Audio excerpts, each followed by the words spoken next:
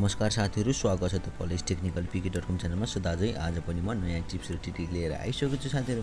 आजको टिप्स चाहिँ धेरै नै इम्पोर्टेन्ट हुनेवाला छ साथीहरु, किनकि साथीहरु आजको यस भिडियोमा मैले तपाईलाई फेसबुक मेसेन्जरको एउटा यस्तो खुफिया ट्रिक बताउने, जुन ट्रिक देखेर साथीहरु तपाईहरु हैरान हुनुहुनेछ साथीहरु। हो साथीहरु, तपाईहरुले सही सुन्नुभयो। यो ट्रिक सिकिसकेपछि साथीहरु तपाईहरु हैरान हुनुहुनेछ। जस्तो कि साथीहरु हामीले कुनै साथीहरुलाई मेसेज पठाउँछौं, मेसेज पठाइसकेपछि ऊ साथीले हाम्रो मेसेज हेरिसकेपछि हामीलाई थाहा भइसकेको हुन्छ र साथीहरु हामीलाई पनि कुनै साथीहरुले मेसेज पठाउँछन् र त्यो मेसेज हामीले हेरिसकेपछि उ साथीहरुले थाहा पाइसकेको हुन्छ। तर साथीहरु आजको यस भिडियोमा मैले तपाईलाई हामीलाई कसैले पनि मेसेज पठाउँछ र त्यो पठाएको मेसेज हामीले पढिसक्दा पनि तिनीहरुलाई कसरी थाहा नदिने भन्ने बारेमा आज मैले यस भिडियोमा बताउँछु। यदि साथीहरु तपाईहरुले पनि आफ्नो मोबाइलमा कुनै पनि व्यक्तिले तपाईलाई मेसेज पठाउँछ मेसेन्जरमा भने तपाईले त्यो मेसेज पढिसक्नुभयो, तर त्यो मेसेज नपढेको कसरी देखाउने भन्ने बारेमा आज मैले यस भिडियोमा बताउने छु। यदि साथीहरु तपाईहरुले पनि आफ्नो मोबाइलमा यी मेसेन्जरको ट्रिक सिक्न चाहनुहुन्छ भने साथीहरु तपाईले यो भिडियो सुरुदेखि लिएर अन्तिमसम्म हेर्नु होला। लौ त साथीहरु भिडियोलाई ढिला नगरी सुरु गरौँ।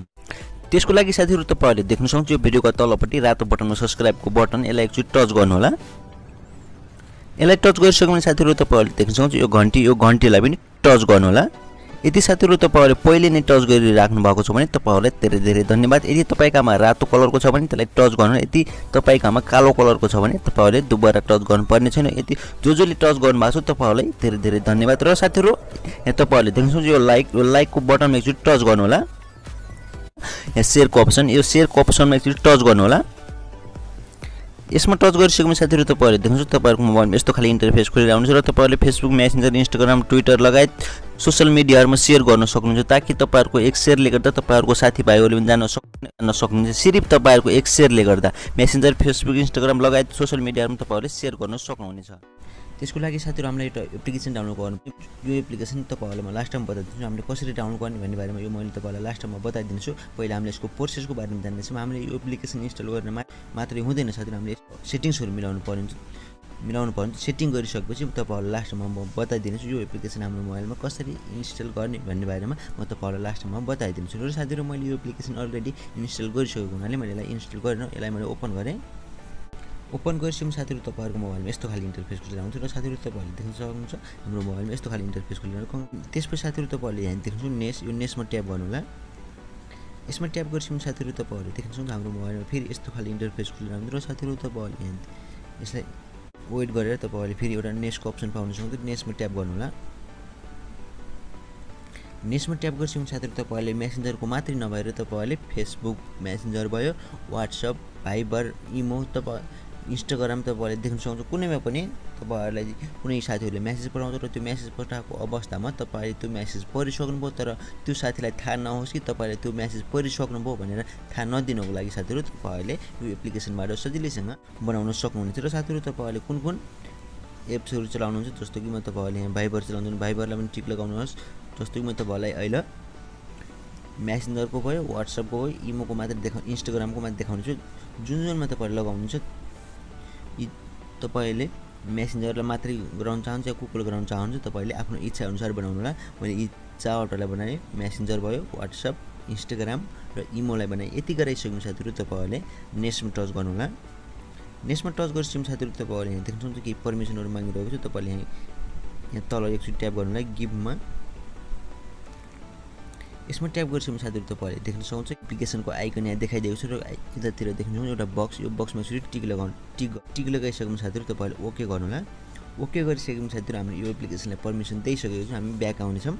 ब्याक आइसकेपछि साथीहरु हाम्रो एप्लिकेसन एक्टिभ भइसकेको छ। र जति अब तपाईहरुलाई कुनै साथीले पनि मेसेज पठाउँछ र मेसेन्जरमा तपाईहरुलाई कुनै साथीले मेसेज पठाउँछ र त्यो मेसेज तपाईले पढिसक्नुभयो, तर त्यो मेसेज नपढेको देखाउनको लागि साथीहरु तपाईहरुलाई म केही यहाँ देखाउन चाहे।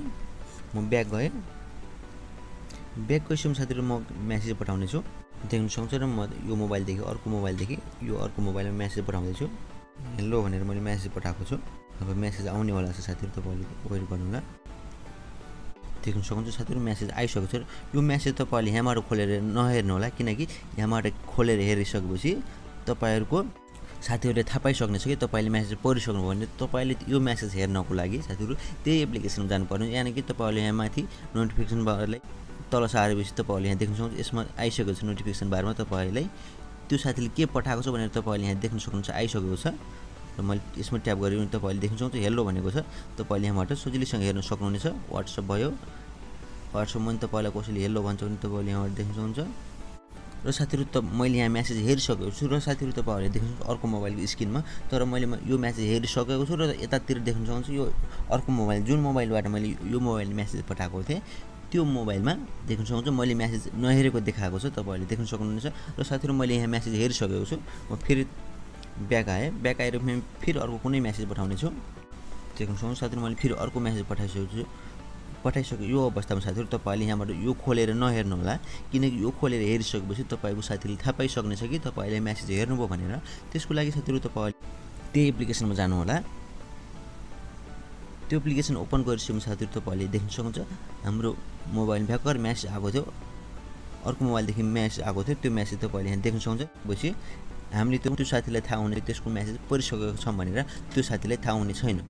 यसरी साथीहरू तपाईँहरूले आफ्नो मोबाइलमा नि सजिलैसँग बनाउन सक्नुहुनेछ। तपाईँहरूलाई कुनै साथीले मेसेज पठाउँछ र त्यो अवस्थामा तपाईँले त्यो मेसेज परिसके पनि तपाईँहरूको साथीले थाहा पाउनु छैन कि तपाईँले त्यसको मेसेज हेरिसक्नुभयो भनेर थाहा पाउने छैन। यति नै थियो साथीहरू आजको सानो जानकारी। र साथीहरू यो एप्लिकेसन डाउनलोड गर्नको लागि साथीहरू तपाईँ प्ले स्टोरमा जानु होला, आफ्नो मोबाइलमा प्ले स्टोर ओपन गर्नु होला।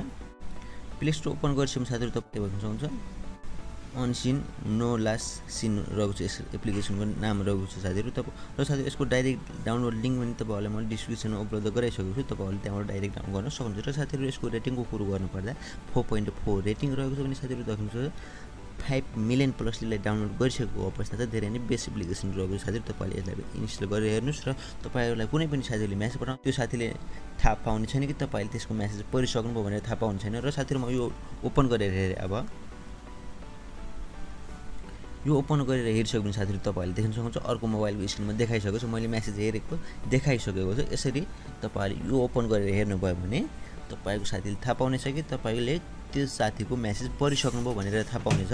र यसरी खोलेर नहेर्नुलाई त्यही एप्लिकेसनमा गएर तपाईँहरूले हेर्न सक्नुहुनेछ। कुनै पनि मेसेज तपाईँलाई साथीले पठाउँछ र त्यो अवस्थामा तपाईँले यो एप्लिकेसनमा गएर सजिलैसँग हेर्न सक्नुहुनेछ। र तपाईँको साथीलाई पनि थाहा हुने छैन कि तपाईँले त्यो साथीको मेसेज परिसक्नुभयो भनेर थाहा हुने छैन। यति नै थियो साथीहरू आजको सानो जानकारी। आशा छ साथीहरू तपाईँहरूलाई यो भिडियो अवश्य नै मन पर्यो। यदि साथीहरू तपाईँलाई यस भिडियो मन परेमा साथीहरू लाइक कमेन्ट सेयर गर्न नभुल्नु होला साथीहरू, किनकि साथीहरू तपाईँहरू एक लाइक कमेन्ट सेयरले गर्दा तपाईँहरूको अर्को साथीले पनि जान्ने मौका पाउन सक्नुहुनेछ, सिर्फ तपाईँहरूको एक सेयरले गर्दा। हवस् त साथीहरू आजलाई सानो जानकारी यति नै थियो।